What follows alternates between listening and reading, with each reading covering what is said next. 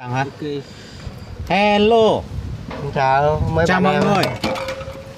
Hôm nay anh em đã đến với kênh Cho Banar. Đây là em trai. Họ tên là Ilen. Ilen, đừng ra ngoài là Ilen đúng rồi. Anh em giao lưu và anh em nghe ca khúc Bana nhá.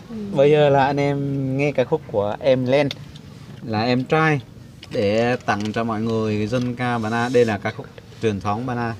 Anh em sẽ giao lưu, có thể là anh em sẽ thích thì anh em bấm like và đăng ký kênh cho Bana nhá. Đặng nô hòm mà 1, 2, 3 tiến hành luôn. cái đệ này ơi ơi ơi ơi mềm mềm mềm mềm giờ nói in cánh đèn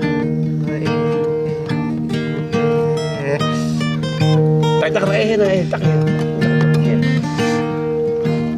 bữa là bên này gánh đèn nô em in đôi có em in giờ nói in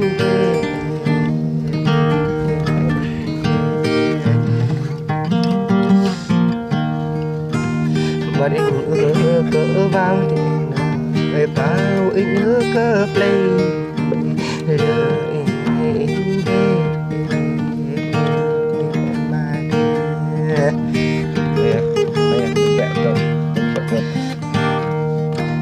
người đã tội đã đơn kiện nơi giờ nơi bầm giờ nơi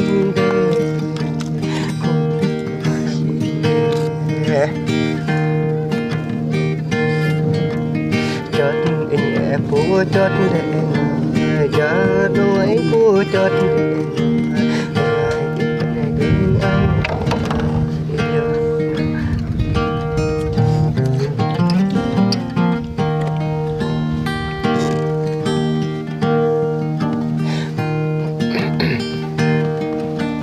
đọc là có vấn con thế nu để giờ nơi in để đi có để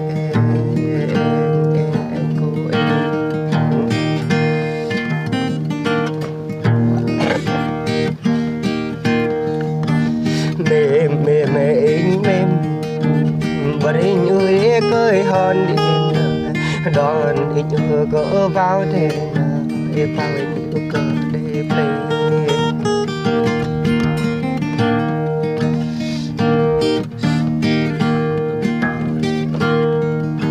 ngồi đã tội nhé nu đêm ngồi và anh in ngồi em cùng đi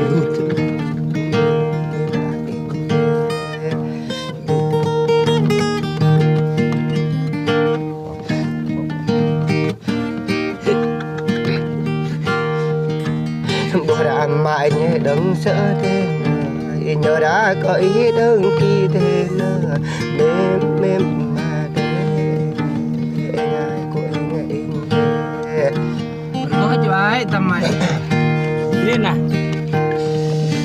nhớ này ngồi tớ in ra để xa cỡ để xa và mà in có ghi lên có để bật Lên mai đâu mà. mà xin lỗi rồi bật điều ra lên thẳng lô đi xin lỗi hẹn gặp lại giờ mời trụ vậy khăn ăn múc lôi đặc địa vật đong ứ